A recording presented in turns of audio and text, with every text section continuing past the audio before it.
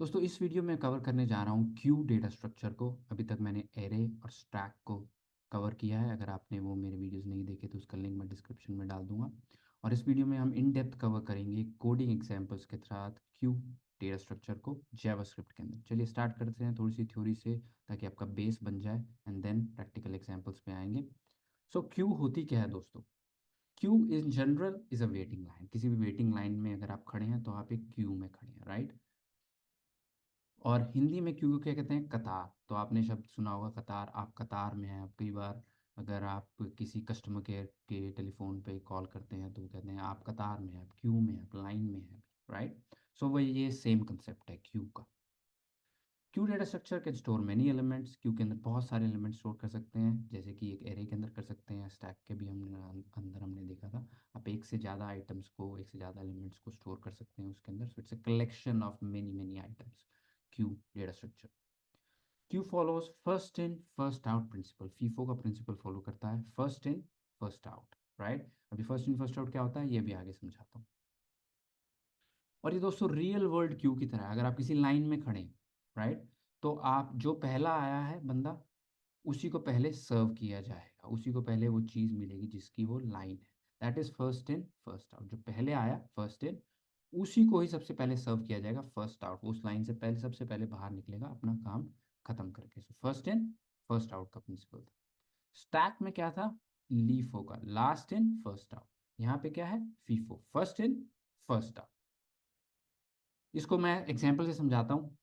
ये movie ticket की line है। यहाँ पे मूवी टिकट्स लोग लेना चाहते हैं और वो लाइन में खड़े हुए हैं सारे। यहाँ पे लाइंस हैं और यहाँ पे एक टिकट काउंटर है, ठीक है। सो क्यू है, ये movie line, Q of a movie line.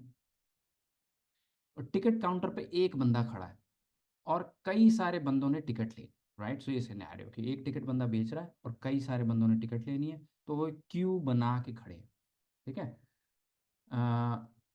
Ticket counter person can interact with one ticket buyer at a time, right. So अब अगर सारे इकट्ठे ही आ जाएं उसके पास, मुझे भी टिकट दो, मुझे भी टिकट दो, मुझे, जो आपने देखा होगा कई बार होता है, तो वो टिकट काउंटर किसी को भी अच्छे से, टिकट जो काउंटर पे जो बंदा बैठा है वो किसी को अच्छे से सर्व नहीं कर पाएगा, बिकॉज ओवरवेलम हो जाएगा, उसके बाद बहुत सारा लोड आ जाएगा, वो काम ही नहीं कर पाएगा। पहले इस पर फोकस करेगा, उस पर फोकस करेगा, किसको सर्व करेगा वो, राइट। ऐसे केसेस में क्यू हमें हेल्प करती है, क्योंकि अब टिकट काउंटर को एक टाइम पे एक बंदे को ही सर्व करना है और वो उसी से इंटरेक्ट कर रहा है। जब उसका काम खत्म हो जाएगा, उसको टिकट मिल जाएगी, तब नेक्स्ट बंदा आएगा, राइट। सो इससे क्या हुआ? हमारे पास एक टिकट काउंटर का बंदा है, बहुत सारे लोग हैं वो अपनी लाइन में खड़े हैं, और टिकट काउंटर के बंदे के लिए ये एफिशिएंट हो गई चीज़ कि वो एक को एक टाइम पे एक बंदे को ही सर्व कर रहा है, जिसकी वजह से वो अपने काम को अच्छे से कर पाए। एग्जैक्टली सेम कंसेप्ट ही कंप्यूटर में होता है, जो टिकट लाइन में आप रियल वर्ल्ड में देखते हो, एग्जैक्टली सेम चीज़ होती है कंप्यूटर्स के अंदर भी जब सॉफ्टवेयर प्रोग्राम लिखते हैं। सो क्यू के एडवांटेजेस क्या हैं? Queue helps to maintain the order, FIFO. So जिस ऑर्डर में लोग आए हैं उसी ऑर्डर में वो सर्व, राइट। सो कोई तो फेयरनेस मेंटेन रहेगी, right. First who stands in the queue gets the ticket first. जो भी पहले आया है उसको टिकट मिलेगी, राइट। और ये भी, ये सही भी है, जो पहले आया है उसका हक है पहले मिलने का चीज़ को। तो वही चीज़ क्यू आपको एडवांटेज देती है उस चीज़ को अचीव करने की। Helps to control and efficient access to a limited resource. अब लिमिटेड रिसोर्स क्या है? एक टिकट सेलर है जो टिकट बेच रहा है, कई सारे टिकट खरीदने वाले, राइट। अब वो एक सेलर लिमिटेड रिसोर्स है। अब उस लिमिटेड रिसोर्स की एफिशिएंसी बढ़ाने के लिए क्यू का सिस्टम बहुत ही अच्छा है, बिकॉज वो एक टाइम पे अब एक काम कर रहा है तो फटाफट वो आगे से एक बंदे को सर्व करके दूसरे पे जा सकता है, राइट। और ensures fairness. Of course fairness है, बिकॉज जो पहले आया है उसको पहले सर्व हो रहा है, जो बाद में आया है उसको बाद में सर्व होगा, राइट। सो किसी को कोई कंप्लेंट नहीं करेगा कि मैं 1 घंटे से खड़ा हूँ, आपने इसको टिकट दे दी, ऐसे कोई कंप्लेंट नहीं होगी, राइट। जो पहले आया है उसको पहले टिकट मिल जाएगी। अच्छा, अब आते हैं कंप्यूटर के प्रोग्राम के अंदर। अगर आपको क्यू डेटा स्ट्रक्चर बनाना पड़े, कि आपका ऐसा सिनेरियो है कि आपको क्यू लगानी है किसी चीज़ के ऊपर, देन आपके पास क्या क्या ऑपरेशंस होने चाहिए, डेटा स्ट्रक्चर के अंदर क्या क्या ऑपरेशंस अलाउड होने चाहिए। सबसे पहली चीज़ जो अलाउ होनी चाहिए वो एन क्यू। एन क्यू क्या करता है? Add an element to the end of the queue, तो इसको एक क्यू माने, ठीक है, ये क्यू है। अगर आपने कोई एलिमेंट डालना है, जैसे नंबर 9 का ब्लॉक आपने डालना है अंदर, तो आप कहेंगे एन क्यू, मेरे आइटम को अंदर एन क्यू कर दो, अंदर डाल दो। तो एन क्यू हमेशा पीछे से होता है, रेयर से, राइट। तो किसी भी एलिमेंट को डालना इज एन क्यू, अगर निकालना है देन इट्स डी क्यू। यहाँ से जैसे अगर ये सेकंड यहाँ पे था और एक आइटम निकालना है, तो ये आगे से निकलेगा, पीछे से नहीं निकलेगा, because first in first out है। अगर दो सबसे पहले आया है तो दो सबसे पहले एन क्यू हुआ था, फिर 3 एन क्यू हुआ था, फिर 4 5 6 7 8 9, तो दो सबसे पहले एन क्यू हुआ था। तो फर्स्ट इन फर्स्ट आउट, तो दो सबसे पहले बाहर निकलेगा, दो सबसे पहले डी क्यू होगा, फ्रंट से बाहर निकलेगा, राइट। बैक से चीज़ें डलती हैं, फ्रंट से चीज़ें बाहर निकलती हैं। अंदर जाने को एन क्यू कहते हैं, बाहर निकलने को डी क्यू कहते हैं। आगे चलते हैं। Peak, get the element at the front of the Q without removing it, right. So peeking क्या है, डी क्यू नहीं करना, बट ये चेक करना, बस झांक के देखना। पीकिंग इज झांक के देखना कि वो आइटम क्या है। यहाँ पे वो आइटम 2 पड़ा, अगर मैं इस 2 को डी क्यू ना करता, या 2 के बाद अगर मैं इसको पीक करता हूँ तो क्या होगा, 3। 3 निकलेगा नहीं, आप कितनी बार पीक कर सकते हो, पीक पीक पीक, 3 बार, हर बार 3 ही दिखेगा। आप झांक के देख रहे हो क्या पड़ा है, आप निकालना नहीं चाहते, सिर्फ देखना चाहते हो क्या है, तो आप वो पीकिंग इज जस्ट टू झांकना। इज एम्प्टी, क्या मेरी एम्प्टी, मेरी क्यू एम्प्टी है, क्या मेरी क्यू खाली है, ये हमें इज एम्प्टी बताता है। साइज, साइज बताता है क्यू में कितने एलिमेंट्स हैं। जैसे अगर मैं 2 और 9 को हटा दूं तो कितने एलिमेंट्स हैं, 1 2 3 4 5 6 एलिमेंट्स हैं, राइट। तो अगर आप क्यू को इम्प्लीमेंट करते हैं तो आपको ये सारे ऑपरेशन सपोर्ट करने पड़े। Again, no inbuilt support of queue in JS. JS जिस तरीके से एरे को इनबिल्ट सपोर्ट करती है, एरे के कई फंक्शंस भी देती है, वैसे ही क्यू का सपोर्ट नहीं है जावास्क्रिप्ट के अंदर। तो आपको खुद की ही इम्प्लीमेंटेशन बनानी पड़ेगी, और मैं आपके साथ अभी ये क्यू की इम्प्लीमेंटेशन बनाऊंगा। और हम सारे ऑपरेशंस जो मैंने वहाँ पे आपको बताए हैं, वो सारे ऑपरेशंस को हम सपोर्ट करेंगे, and it will be based upon array. So array का हम बेस बनाएंगे, और एरे को इनकैप्सुलेट करते हुए, छुपाते हुए, बाकी सारे ऑपरेशंस को हम सपोर्ट करवाएंगे। So array allows all operation on data including reading from front and back of an array. अब एरे के अंदर से तो आप पीछे से पढ़ सकते हो, आगे से भी पढ़ सकते हो, राइट। लेकिन हमारा जो क्यू की क्लास होगी वो ये अलाउ नहीं करेगी सारे ऑपरेशंस। वो जो हमने की ऑपरेशंस बताए हैं उन्हीं को ही अलाउ करेगी, बाकी किसी को अलाउ नहीं करेगी, ठीक है। अब आते हैं दोस्तों, इसको इम्प्लीमेंट करते हैं सबसे पहले। चलिए यहाँ पे चलते हैं। अब मैं अपने कोड रिपोजिटरी में आ गया, और इस जो भी मैं कोड लिखने जा रहा हूँ इसका लिंक मैं डिस्क्रिप्शन में डाल दूंगा, ताकि आप भी अपनी मशीन पे इसको ट्राई कर सकें। तो यहाँ पे मैं एक फ़ोल्डर बनाता हूँ नया, स्टैक के अंदर नहीं बनाते, इसको बनाते हैं Q, Q U E U ई, क्यू ऐसे लिखते हैं, ओके। अब इसके अंदर मैं एक क्लास बनाऊंगा क्यू करके। सो एक मैं न्यू फाइल बनाता हूँ क्यू, और इसको मैंने जेएस लिखना था, वो मैं भूल गया, rename to queue dot JS, ठीक है। तो अब मैं क्लास बनाऊंगा यहाँ पे। सो क्लास क्यू, क्यू की मैंने क्लास बनाई है। और अब मैं क्या करना चाहता हूँ, अब यहाँ पे सबसे पहले मुझे एक एरे बनाना है। जैसे मैंने बताया था हमारा बेस जो होगा एरे होगा, पर एरे को हम ओपनली एक्सपोज नहीं करेंगे, उसको हम प्राइवेट रखेंगे। और प्राइवेट रखने के लिए क्या करते हैं, हम हैश का इस्तेमाल करते हैं, hash items equal to array, ठीक है, ताकि बाहर से इसको कोई एक्सेस ना कर पाए। इसका कंसेप्ट मैंने स्टैक वाले वीडियो में, पिछले वीडियो में समझाया था आपको। अगर प्राइवेट का आपको कंसेप्ट नहीं समझ आया तो आप पिछले वाला मेरा स्टैक का वीडियो देखेगा, उसमें मैंने बताया था कैसे आप छुपा सकते हैं किसी भी प्रॉपर्टी को एक क्लास की यूजिंग दिस हैश, ओके। सो ये तो हमारा हमारा बेस हो गया। अब हमने क्या करना है, अभी हमने सारे ऑपरेशन सपोर्ट करने हैं। कौन कौन से, आगे पीछे ऑपरेशन पे चलते हैं। सबसे पहला है एन क्यू का ऑपरेशन। एन क्यू के ऑपरेशन के लिए हम बनाएंगे, एन क्यू क्या करता है, एलिमेंट को अंदर डालता है। सो एन क्यू करके मैंने एक फंक्शन बनाया, और ये फंक्शन का काम क्या है, इस फंक्शन का काम सिंपल है, इसने एक आइटम लेना है, और उस आइटम को दिस डॉट हैश आइटम्स के अंदर क्या कर देना है, पुश कर देना है, डाल देना है। पुश क्या करता है, उस एरे के अंदर उस एलिमेंट को घुसा देगा, डाल देगा, ओके। सो ये हमारे पास सबसे पहला हमारा फंक्शन बन गया। तो इसके साथ साथ मैं इसको यूज़ करने की भी ट्राई करता हूँ, इसके अंदर और ऑपरेशंस भी डालेंगे, लेकिन उससे पहले मैं आपको इसका यूसेज भी दिखा देता हूँ। क्यू यूसेज डॉट जेएस, ये फाइल बनाई। अब मैं इस क्लास को इंपोर्ट करूँगा, उसके लिए पहले मुझे एक्सपोर्ट करना पड़ेगा। एक्सपोर्ट डिफॉल्ट क्यू, ठीक है। अब ये मैंने क्लास को एक्सपोज करा, यहाँ पे मैं इंपोर्ट कर देता हूँ। Import Q from Q dot JS, Q dot JS से मेरा क्यू को ले आओ। अब मैं कहता हूँ इसका मुझे इंस्टेंस बनाना है इस क्लास का। Const queue instance equal to new cube.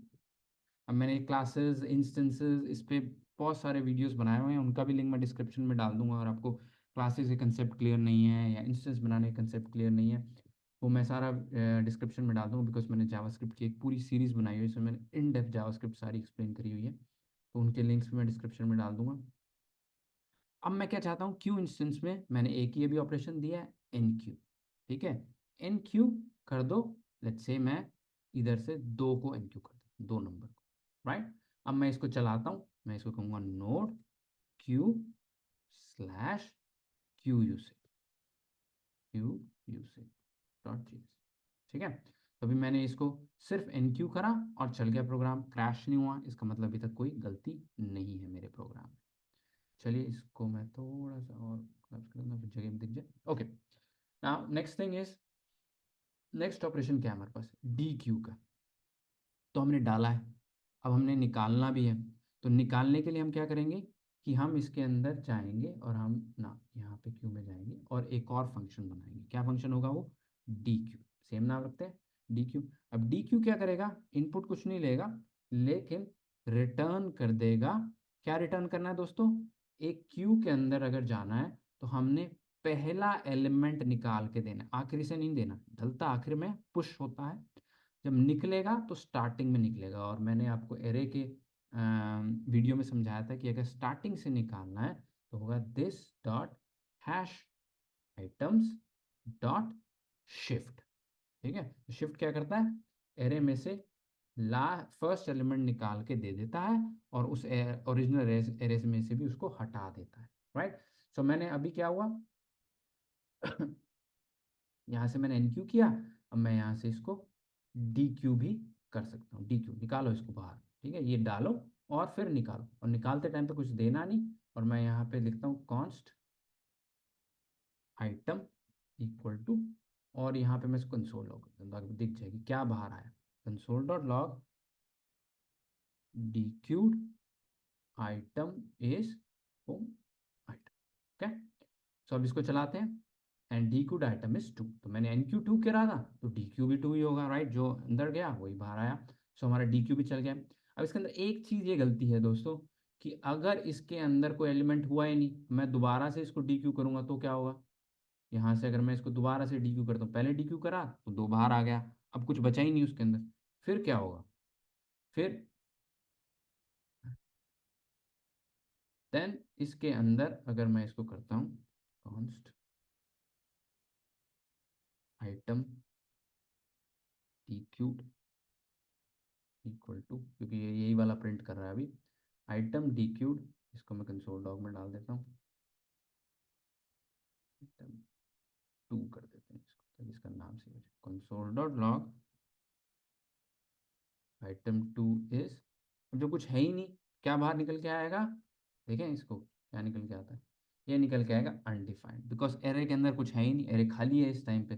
तो डी क्यू जो है उसके अंदर मुझे एक चेक चाहिए कि अगर क्यू खाली है तो वो या एक्सेप्शन थ्रो करे, या फिर वो कहे कि यहाँ पे अगर मेरे आइटम्स खाली हैं, if this dot hash items dot length, अगर ये खाली है, लेंथ 0 है, देन थ्रो कर दो मेरे लिए न्यू एरर। क्या एरर थ्रो करना है, no items in the queue, कोई आइटम है ही नहीं, कहाँ से डी क्यू कर दूँ, राइट। सो आपने इसको थ्रो कर दिया। अब जब मैं करूँगा तो कोड क्रैश होगा, कहेगा no items in the queue, right. So सही बिहेवियर है कि आप कह रहे हो कि कोई आइटम नहीं है। तो अभी के लिए मैं इसको हटा देता हूँ, तो मैं कमेंट आउट कर देता हूँ। अगर आपको एक्सेप्शन हैंडलिंग कैसे थ्रो होता है, थ्रो कैसे चलता है, इसके बारे में नहीं पता, अगेन जावास्क्रिप्ट की पूरी सीरीज़ है, लिंक मैं डिस्क्रिप्शन में डाल दूंगा। थ्रो का भी प्लीज़ जाके चेक कीजिएगा। जावास्क्रिप्ट के कंसेप्ट्स आपके बहुत क्लियर होने चाहिए। और मैंने बहुत ही इन डेप्थ जाके सारे जावास्क्रिप्ट के कंसेप्ट क्लियर करे हैं आपके जावास्क्रिप्ट की सीरीज़ में। अगर नहीं है तो प्लीज़ जाके देखिएगा। चलिए आगे चलते हैं। आगे है पीक। पीक क्या है? झांक के देखना। ठीक है, अब मैं झांक के देखना चाहता हूँ। झांक के जब मैं देखना चाहता हूँ तो मैं क्या करूँगा, मैं क्या करूँगा कि जो पहला एलिमेंट है एरे में, पहला एलिमेंट क्या होता है, जीरोथ इंडेक्स, उसको रिटर्न करा दूंगा। शिफ्ट यूज़ नहीं करूँगा, डायरेक्टली इंडेक्स से यूज़ करूँगा। पीक, पिक करो, रिटर्न कर दो। इसमें जो हैश आइटम्स हैं उसके अंदर जो जीरोथ एलिमेंट है उसको दे दो। ठीक है, इसको दे दो। तो अब इसको पिक को इस्तेमाल करते हैं, यहाँ जाते हैं और यहाँ पे कहता हूँ const peek item equal to queue instance dot, अब मेरे पास पीक भी है, पीक पीक करके दो मुझे। अब पीक की मज़ेदार बात यह है कि पीक आप कई बार कॉल कर सकते हैं। ठीक है, तो cost peak item 1, peak item 2, इसको भी कंसोल लॉग कर देते हैं। Console dot log peak item 1 is और यहाँ पे पीक आइटम 1 हो गया मेरा। और यहाँ पे मैं पीक आइटम 2 को भी कर देता हूँ पीक आइटम, राइट। पीक से क्यू पे कोई फर्क नहीं पड़ता। जैसे मैंने डी क्यू करा, डी क्यू से हट ही गया वो एलिमेंट, राइट, तभी तो ये थ्रो हुआ एक्सेप्शन, क्योंकि वो हट गया था, अब था ही नहीं, फिर मैं दोबारा डी क्यू कर रहा हूँ, ये नहीं हो सकता। लेकिन पीक मैं 2 बार कर सकता हूँ, लेकिन उसके लिए मुझे दोबारा इसको डालना पड़ेगा। एक बार मैं दोबारा डालता हूँ बिकॉज, क्योंकि अभी मैं यहाँ तक तो डी क्यू कर चुका हूँ, एरे खाली है, अंदर क्यू पूरी एम्प्टी है, तो इसलिए मैं इसको दोबारा से इनक्यू करता हूँ। अब मैं 3 को इनक्यू करता हूँ। ठीक है, अब जब मैं इसको डालता हूँ, मैंने 3 को इनक्यू करा, तो इसने क्या करा, peak item 1 is 3, peak item 2 is, sorry, peak item 1 is 3 and peak item 2 is 3। तो दोनों को इसने कहा 3 3। अब कितनी बार मर्जी पीक करें, पीक सिर्फ झांक के देखना है, सिर्फ ये चेक करना है क्या अगला एलिमेंट है, उसको चेक करना है, कुछ करना नहीं, बस चेक करना है। तो जब आप पीक करते हैं तो वो बार बार आप पीक कर सकते हैं, आपको वही वैल्यू मिलेगी, हटेगी नहीं वो वैल्यू एरे से। ओके, अगेन पीक के अंदर यही कंसेप्ट दोबारा लगना चाहिए कि अगर लेंथ 0 है तो this nothing, no items in the queue, है ही नहीं, तो पीक क्या करो, कुछ नहीं कर सकते पीक। ओके, आगे चलते हैं। नेक्स्ट क्या है, इज एम्प्टी, क्या खाली है। अब इज एम्प्टी का मैंने यहाँ भी चेक लगाया हुआ है, यहाँ भी चेक कर रहा हूँ कि एम्प्टी है या नहीं है। सो अब क्यू खुद ही सपोर्ट करता है, तो कहता है इज एम्प्टी, क्या ये क्यू एम्प्टी है या नहीं है, right. So queue is empty, is empty क्या करेगी, रिटर्न दिस डॉट, सेम चीज़ जो मैंने ऊपर करी है, items dot length equal to 0। क्या ये क्यू एम्प्टी है, ये बता देगा चेक। अगर ये लेंथ इसकी 0 है तो ट्रू है, यस एम्प्टी है, नहीं है 0 तो एम्प्टी नहीं है। सो इसको अब यूज़ करते हैं यहाँ पे। अगर मैं यहाँ पे करता हूँ डायरेक्ट वेरिएबल के अलावा ना, मैं डायरेक्ट यूज़ कर देता हूँ Q empty result is cued instance dot is empty. पहले मैं इज एम्प्टी कॉल करता हूँ, फिर मैं इसमें से आइटम को निकाल देता हूँ। ठीक है, डी क्यू कर देता हूँ, और डी क्यू करने के बाद फिर एम्प्टी कॉल कर, रिजल्ट 1 इज रिजल्ट। ठीक है, तो यहाँ पे तो 3 डला हुआ था, यहाँ पे मैंने उसको दोबारा चेक करा एम्प्टी है या नहीं है, फिर उससे निकाला, फिर वो खाली हो गया। खाली हो गया तो अब कहना चाहिए है, पहले में कहना चाहिए नहीं है, दूसरे में कहना चाहिए है। लेट्स सी ऐसा होता है नहीं होता। सो यस, पहले में कह रहा है कि खाली नहीं है, इज एम्प्टी, फॉल्स, नहीं है खाली। और queue empty result 2 is true. So क्योंकि मैंने डी क्यू कर लिया, अब उसको बाहर ही निकाल लिया, मैंने बाहर निकाल लिया तो क्यू खाली हो गई, क्यू खाली होगी तो कह रहा है इज एम्प्टी ट्रू। ओके, अब इसमें एक और चीज़ आप कर सकते हो, वो ये है कि instead of copy pasting code, copy paste code करना, डुप्लीकेट कोड करना गलत आदत है। उसके लिए आप यहाँ पे नीचे इसी फंक्शन को कॉल कर सकते हो, बिकॉज ये फंक्शन भी तो यही कर रहा है अंदर, जो आपने यहाँ पे लिखा है this dot items dot length equal to 0, आप देखें यहाँ पे सेम ही कोड है, राइट। तो यहाँ पे मैं इसको रिप्लेस कर दूँ। चलिए दोबारा चलाते हैं। गुड, चल गया। सो ये थी दोस्तों हमारे पास क्यू की इम्प्लीमेंटेशन, और साइज और रह गया, सॉरी साइज भी है, साइज भी है, साइज, साइज क्या बताएगा, कितनी उसकी लेंथ है, ये तो बहुत ही आसान है, this dot hash items dot length, क्या उसकी लेंथ है ये बताओ मुझे, ठीक है। सो यहाँ पे क्या करता हूँ मैं, यहाँ पे डायरेक्ट इसका साइज मार लेता हूँ, कंसोल डॉट लॉग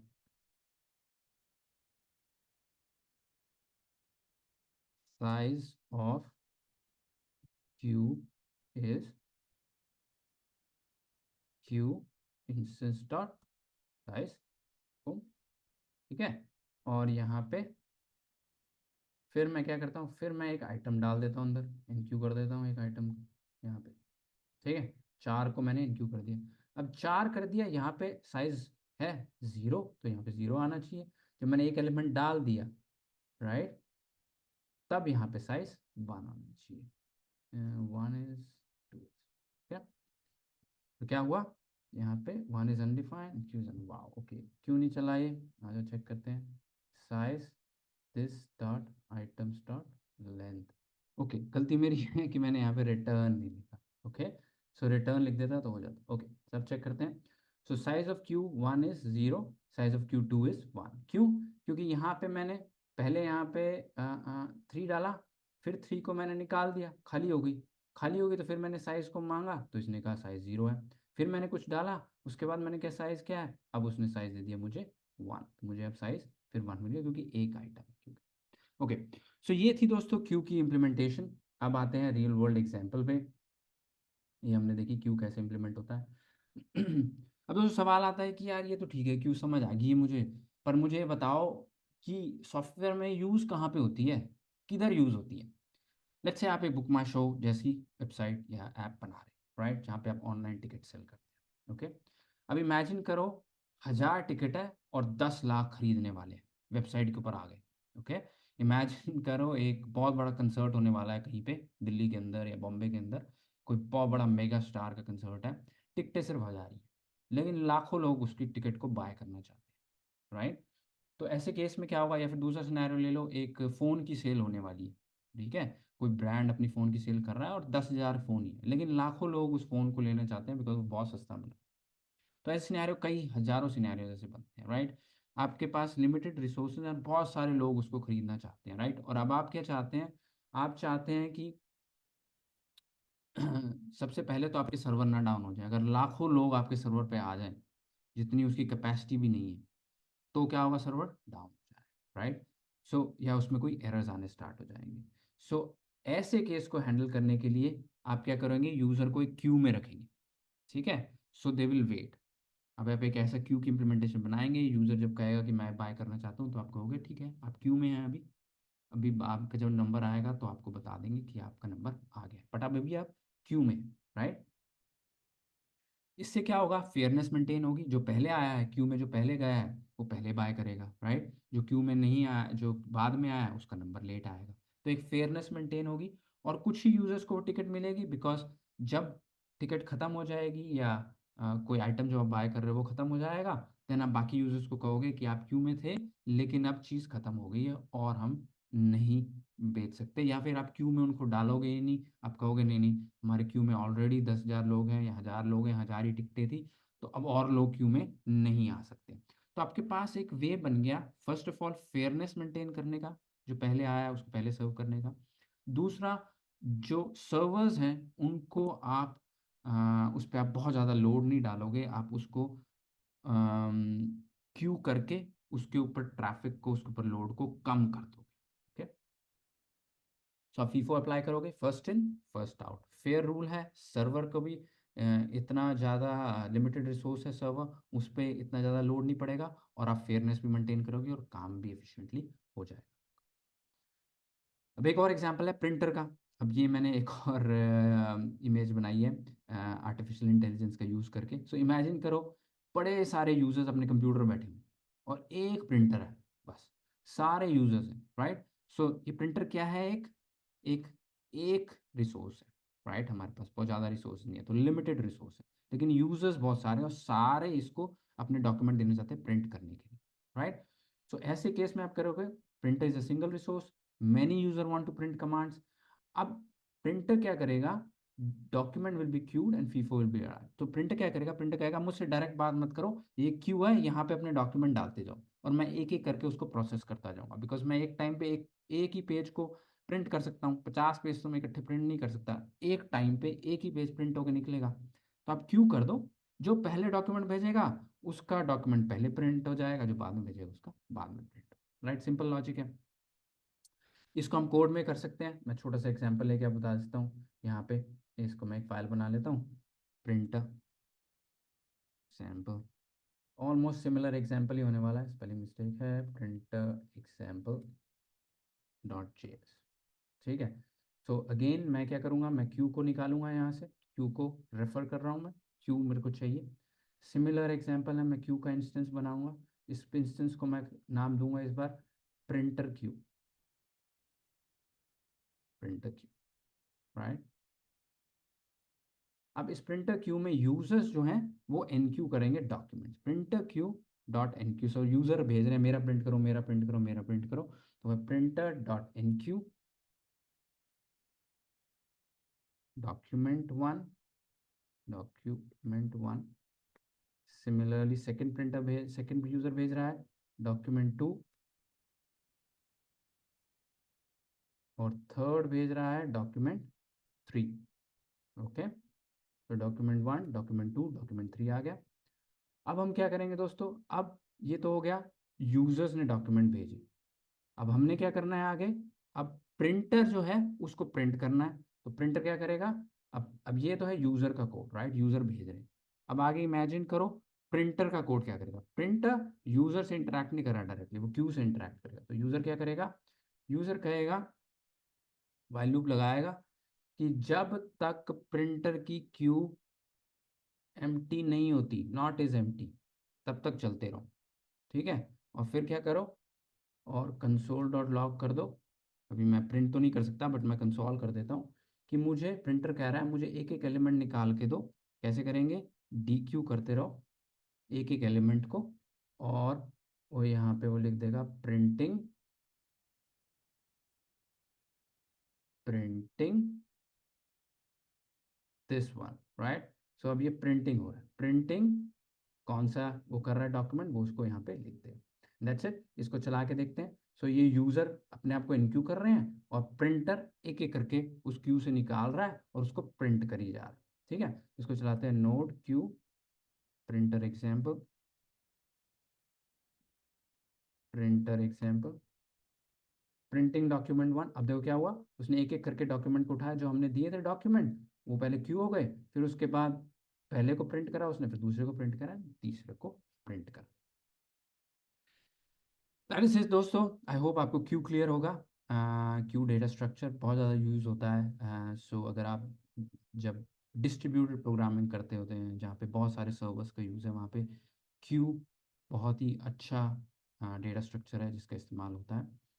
एंड पसंद आया तो दोस्तों लाइक एंड सब्सक्राइब कीजिए और अपने दोस्तों के साथ शेयर कीजिएगा। थैंक यू वेरी मच, मिलते हैं नेक्स्ट वीडियो में, नमस्ते।